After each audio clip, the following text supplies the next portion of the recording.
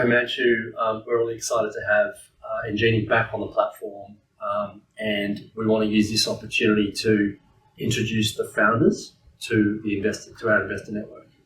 So thanks for taking the time to talk to us. Our pleasure. Perhaps the best place to start is your extraordinary professional backgrounds. Can you talk us through how you came to discover the innovation, and what was your why for the work you do at EnGeneIC? Mm-hmm. Yeah, of course. Himanshu and I met at CSIRO, and we were both working on vaccines for livestock. We were using bacterial vectors to deliver genes to address different diseases. And two events happened during that time. We had a technician in Himanshu's lab who suddenly, with no vices, came down with non-small cell lung cancer. He was diagnosed late and he died quickly. And Himanshu went to see him on the last day and in hospital, and he said, Himanshu, I know your scientific ability. If anyone can do something about this terrible disease, you can. And that was a big stimulus. Not long after that, the CEO of CSIRO also had kidney cancer, and we contacted him and we met him, and he was very keen on what we were doing. At that time it wasn't exactly EDVs, but we were getting there, and he unfortunately passed away with an infection because he had a stem cell operation, and he got an infection from someone. So that was very sad, and we thought, why are we just working on livestock? Why can't we do something about human health? At the time, the CSIRO wasn't interested in that, so they said, you're welcome to go off, and we developed our plans, and we stepped out of the organisation and ran around wearing out shoe leather to raise some money. It took us 12 months, but we got enough seed money together to develop the plan, which is EnGeneIC today. So we have a little nanocell derived from bacteria that we can load up with any sort of therapeutic. So functional nucleic acids, more importantly, chemotherapeutics. And once inside, the EDV is very safe. On the outside, there are sugar molecules we can attach an antibody to, which will target directly to the cancer cell. So and we're in the clinic now. It's a clinical stage company, so getting terrific results, and it's above all safe.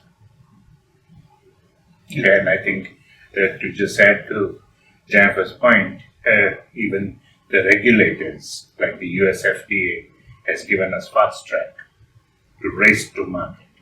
And that's the point at which we are at the moment, where after this fundraising, there should be no further fundraising required.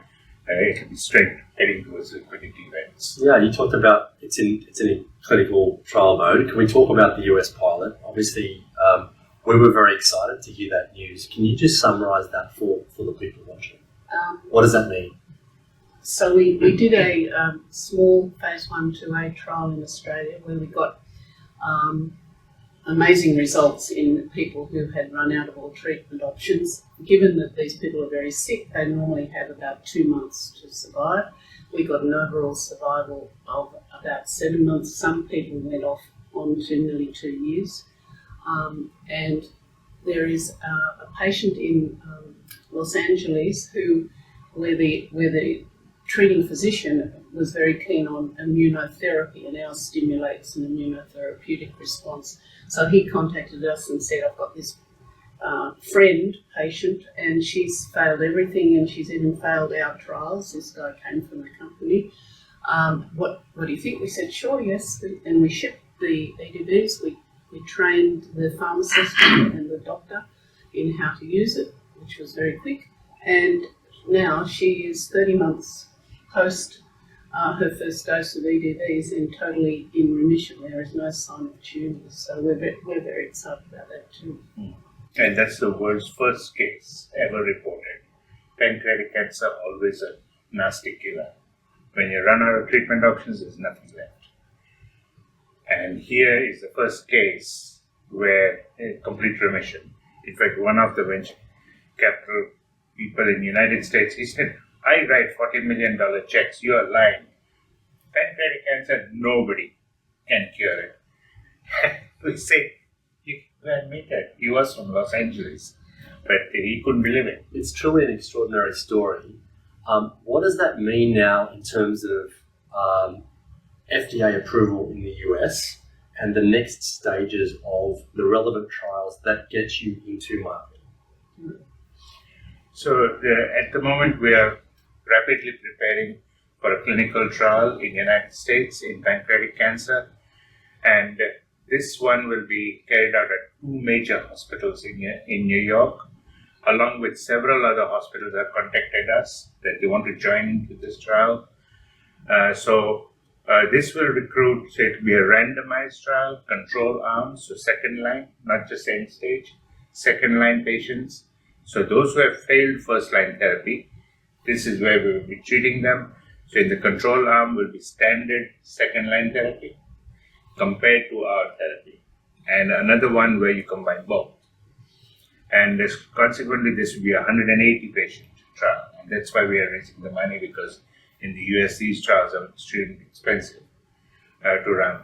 However, because the FDA has given us Fast Track designation, halfway through the trial, if we have met the 2 gold standards that the FDA is looking for, point number 1, increase in overall survival. So the standard second line in pancreatic cancer, patients will survive maybe a maximum of 6 months, even with the second line treatment. If we cross by 4 to 5 months more, that's a gold standard according to the FDA, because nobody has achieved that. And the second thing is minimal to no toxicity, where we are a complete winner. We've dosed over 180 patients with different cancers so far, and there's no minimal to no sign of toxicity, despite the fact that many of our patients have received more than 80 repeat doses. There's no cancer treatment that you can give 80 times with no toxic side effect. This is what we are showing. So we are very confident that we're going to meet both the core standards of the FDA. If that happens, then the FDA would say, okay, race to market. So go for your registration trial and speed to market. So we are in a situation where we could literally, in a year or so, reach half point, meet the standards, and then go for final registration trial to go to market. And that would mean you would be in market when? So in maximum of 3 years, one would expect that yes, this could go on. And this means once the FDA gives, in the worst possible cancer, once the FDA gives, okay, you go to market, the other countries of the world, it's like a rubber stamp. You get global marketing approvals very, very quickly. Yeah. And this drug, this innovation, this platform, doesn't just work for cancer, does it? It has application beyond cancer. Is that right? Yes, so it's true to say that we're concentrating on cancer at the moment, but it is a platform, and we've shown during COVID that we are able to put antigens into that nanocell and produce a very effective vaccine. We have recently discovered we can load up boron, which is an element, but when a neutron or proton beam hits it, it disintegrates into alpha waves and helium. And so for brain cancer and head and neck cancer, it's perfect because all they're faced with is a scattergun approach, and this would be a targeted therapy where the neutrons would reach their target and only the target. So from an investment perspective, what you've just described, Himanshu, is a potential pathway to being in market within 3 years. That's obviously a valuation moment. I mean, the whole process is a valuation uplift moment, but that's a very important one.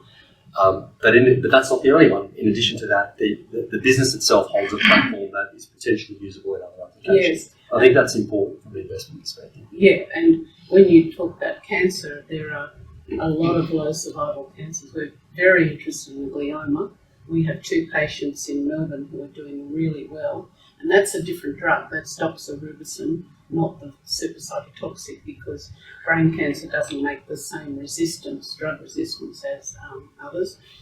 We're also interested in osteosarcoma in children and young adults, because if they fail first line, that's it. They just get hit with heaps of different drugs and they have a slow and torturous death. So that's dear to our hearts, and there are a lot of charity organisations for that one. So we might be able to snag some non-dilutive money, but also working with kids gives you a increase in your patent life. So it's an important thing to look at. The other thing we should mention is that in this pathway to commercialisation, we have to consider CGMP manufacturing. We don't want to get to where the FDA says, okay, go ahead, this is a great result.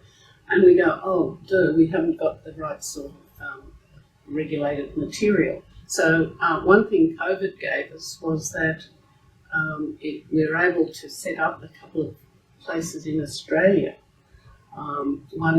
So in Biocena in Adelaide, they can make the blank EDVs because they make vaccines and such at CGMP level, because they used to be a Pfizer facility. And IDT in Melbourne are now making armed antibodies, so they can drug load, attach the antibody and freeze dry. They've got a freeze dry that has a capacity for 20,000 human doses overnight. So that's really good. And these 2 places mean we can also go for the R&D rebate, so get 42 cents in the dollar back on that work instead of going to a Korean company or an Indian company. The pathway to market, those commercialisation steps that the business will ultimately have to put in place to be able to effectively sell drugs to people.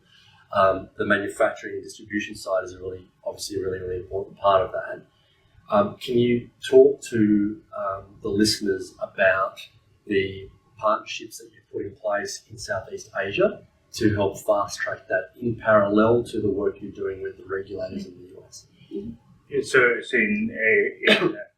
for Southeast Asia, we have established a very serious partnership now with the Singapore Advanced Medicine company, which are specialists in cancer treatment. And this group has a very wide network, not just in Singapore, but Malaysia, Indonesia, China, etc. So this partnership envisages that they would handle the distribution throughout the Southeast Asian region. However, that apart, if we get these kinds of FDA clearances, the whole world of the pharmaceutical industry will wake up very, very quickly. Yeah. Because nobody wants to see that a small company like ours went onto the global market and made all the money and their products are not going to sell. So that's why we strongly believe that this company also has the potential to form very serious partnerships with Big Pharma. Now, they have massive distribution networks throughout the world. And so for a small company, it is, we're not going to build a sales force, nor are we going to be distributors. Mm-hmm. Our task is partner with the major pharma, which already have the networks, and that's how we go. Yeah. But in addition to that, if I could just press this point for a minute, in addition to that, you do have a plan for manufacturing and distribution in Southeast Asia. Yes. Even if Big Pharma doesn't come to the table in the next couple of years. Okay. I completely agree that this particular pathway to commercialization, within 12 months, if the trials in the US do what you expect them to do, it's very likely that conversations with Big Pharma will be the next thing, well before this drug is approved for sale to humans, right? Sure. Those kinds of conversations don't wait till that point. They happen a lot earlier in the process. Once the business has been sufficiently de-risked for a conversation with Big Pharma. Correct. But you're not banking on that, are you? Correct. That is exactly the idea. That in this business, it is not a good idea to not have your plan B and plan C. Right. So therefore, while this makes a lot of sense for partnerships, etc., we are not reliant on it. Yeah. We can go all the way through the market on our own because we have Singaporean backing. Excellent. And we have very deep pockets there Mm. that can take us all the way through the market ourselves. Let's just touch on that last point, deep pockets. So this partnership also comes with an indicative provision of capital. Yes. And that provision of capital, obviously there's only certain things you can say, but what can you say about that capital when it comes through and how it assists you in your commercialization? So they've already started putting the monies in. But the agreement envisages that whatever it takes for us to get the first product through the market, because marketing, obviously the company makes revenues, so then you don't need to raise any further capital. But whatever it takes, and the current estimates is everybody's standard guess in the $200 million mark, be it clinical trials, regulators, senior personnel hired in these regions, etc. So they are prepared for that. Mm-hmm. They understand that, okay, this is roughly what it's going to cost. Whatever it costs, less, of course, would be great. But if it costs even up to 200, they're prepared for it. So to talk to the audience about the use of this capital, I know you've touched on it, but the use of this capital and how it bridges you to a point where this business won't need any additional capital to fully be in a position to sell drugs to the Now, market. the important thing about this capital is that a small percentage of this capital has been put in as direct equity in the company. But the large bulk of it would come as a licensing deal. So consequently, it will be non-dilutive. And shareholders or shareholders who invest in this are not going to get diluted by a large amount of capital. Once you are out on the market, even if you take the cancer with the lowest number of indications worldwide, and even if you entered only 0.1% of that market, the number of cases is so large that the revenue generated even in the first year from that would be mind-boggling. Yeah. The revenue potential of this is absolutely incredible. I think it's important to tell the listeners that there are two buckets of money in Singapore. The first one we've already engaged with, that's a company called Excalibur, and they have agreed to $30 million eventually in 3 tranches. We've got 10, and the others are related to clinical trials and people getting through a cycle or so. But they are going to pay for a lot of the clinical trial in America, the bespoke trial here, which we're about to start in January, which is focused on a certain target, but it's a basket trial where we have different indications. This is a pipeline filler, so we choose which one looks promising and we expand the numbers in that, and then we move it to the US, or I think we move it to the US. So that's going to be covered, as well as initial regulatory filings or such. The other bucket of SAM, they're still working out how they would best do that. They have a lot of interested parties, even sovereign funds, and they may well make a new company or a holding company for that. Mm-hmm. And that's where Himanshu is alluding to non-dilutive for us. Yeah. So that sort of takes us to, I think, the final thing that will be on investors' minds, and that is, what is the exit strategy for the business? You've touched on some of it, but perhaps we could just focus the last few minutes on what are those options and what is currently forecast as a potential time frame for those discussions to take place. So what we feel is that a lot of biotech companies make the fundamental error that in order to raise larger amounts of money, what they will do is jump onto a listing, Australian Stock Exchange or NASDAQ or whatever. Problem is, it's a roller coaster ride because these companies are not revenue generating. 95% of biotechs that have gone onto the listing are actually pre-revenue. That is a roller coaster ride, and no matter what happens and what global news events occurs, a war broke out somewhere, or oil price went this way, that way, these companies start to lose big time. And shareholders are stuck. They don't know when to sell, what to do. The valuation Yeah, also, valuation. the VCs and other groups in America. Exit very quickly. But the valuation for the IPO is a lot lower. Telex, which is a great company and doing very well here, went over to America and ran back saying, ridiculous valuations. So, Yeah. So, as far as we are concerned, we aim to increase shareholder value, and not only that, to a staggering level, but at the same time, it's a steady thing. And the best way to do that is we race through to market, become a revenue generating company. So in the 3-year time frame, of course, the moment you're a revenue generating company, as I mentioned, that these revenues can be quite staggering. And just to give you one example, Merck in United States sells a product called Keytruda, which is an immunotherapy product. Nothing great about it. But it has now got approvals in 16 different cancers. So annually, Merck's revenue from this one product is 20 billion a year. It's expected to grow to 30 billion per year.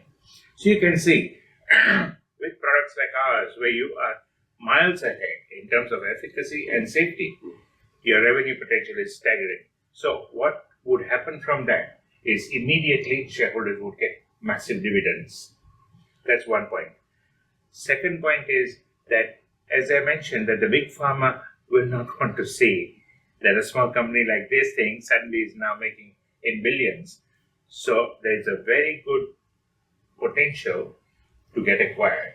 Now, again, to give you an example here, there was a company called Seagen in the United States. Biotech company made antibody and drug conjugate. These people at the preclinical stage, developed the whole thing for 20 years, and none of the big pharma were going to pounce. The moment they got that first antibody drug conjugate onto the market, became revenue generating, the big pharma jumped in, 40 billion, acquired. So that is the second potential. Acquisition is the second potential. Acquisition of all parts. Yes. Because this bucket this has lots of different buckets. So you could literally sell part or all of the business. So, and all of this you're looking in the 3-year time frame. So liquidity events can be quite amazing and multiple ways to go. A listing would also be a very stable one because people can immediately forecast, oh my goodness, this, and our patent life. Our patent life is currently out to 2042, expected to go to 2050. No patent in any biotech has ever crossed 50 years. We are the first. And this means there's a very good long-term earnings potential for shareholders. And liquidity event, Jeff and myself are not growing any younger, so we want the liquidity event very fast. So for all shareholders. We're certainly excited to be part of your journey. If I could just ask you one final question. You talked about the challenges of raising seed capital in the early days, and perhaps conversations you've had about raising capital through listings, including at the NASDAQ and in the US. When you came to us a few years ago, we weren't sure how such a complex piece of intellectual property would play with a broad range of investors in a digital capital raising environment. But a $1 million allocation very quickly filled. Then it went to $2 million, then it went to 3 and 4 and 5 before you asked us to close the campaign. That was an extraordinary result from a broad group of people who none of us had ever met before run through a digital capital raising campaign. Can you tell me about that experience compared to your experiences raising capital traditionally? And what would you say to people about that experience from a founder's perspective? Yes, so for VentureCrowd, it was seamless, we thought. We loved the fireside chat.